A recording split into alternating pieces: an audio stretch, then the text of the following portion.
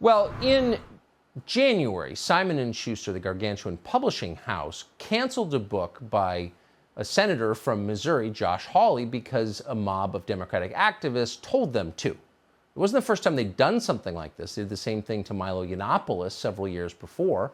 They neglected to take a second book from best-selling author Candace Owens because they didn't like her politics. Simon & Schuster did that. It's all in a new book that I have just written, coming out in August, published by Simon & Schuster, which you might want to check out. But in the meantime, in the face of this kind of censorship, this digital book burning, there is a new option in publishing that we want to tell you about tonight. It's called All Seasons Press. Louise Burke is the co-founder. She used to work at Simon & Schuster and the publisher. Kate Hartson is the co-founder and editor-in-chief. Together, they will offer this option to the country. Louise and Kate, congratulations. Thank you for coming on tonight. We appreciate it. Thank you, Tucker. I'm going to start with you, Louise. Why does the country need this? We created All Seasons Press to prevent the silencing of opposing thoughts. We are fed up with this administration, the media, and big tech telling us what to think and how to think, and at the same time indoctrinating our children in school. They are attacking our language and our basic right of free speech, and they're coming for everyone. Well, I think you're absolutely right about that. So, Kate, how will All Seasons Press be different from, say, a Simon & Schuster imprint? Well, as Louise said, I mean, we are here for all points of view. We support the conservative message, and they're trying to silence that message. We feel there's a real void now that because publishers, although they're publishing some conservative books, they're only publishing those that they feel don't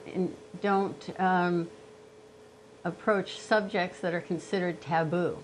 And so there's all of this selection going on. And, you know, we're here to support the senators, the great thinkers, pundits, voices who we've published before, who are now being ignored.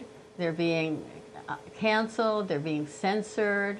And so we felt that there's really room for us and a void to be filled. Well, there certainly is a void. I mean, Louise, you spent many, many years in publishing. So Candace Owens, one of the biggest names in publishing, her first book was just a runaway success. Her second book was guaranteed to be. Simon & Schuster could have taken it. John Karp, who runs it, said, I don't want it, purely for political reasons. So the sense that I'm getting is their politics are more important than their revenue. That's how ideological they are. Well, I also think that the people who work at the publishing houses are trying to dictate what the publishing houses do. It's a business, first and foremost, and the woke books that they would like to publish are funded by some of these bigger books that we're talking about. So there's a little education to be done there. Wait, so you're saying that when they publish a conservative book that people actually read, it pays for the little boutique crazy projects that the lunatics who work there would like to see in print?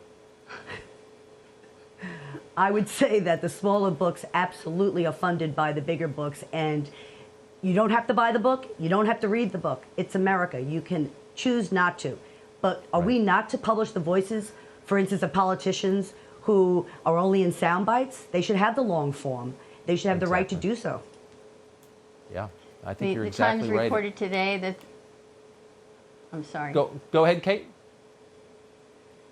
He said the Times reported today that there some publishing executives are saying that it would be morally unacceptable to publish books by Trump administration officials. Yeah. And we find a statement like that is crazy and completely unacceptable to us. And we're proudly, in our first list, we're proudly publishing two high-level Trump administration officials, Mark Meadows and Peter Navarro. Yeah, well, good for you. And shame on them for abandoning the long-standing commitment that American publishing had to freedom of speech. They've given it up completely, and it's disgusting. Louise and Kate, congrats. I appreciate it.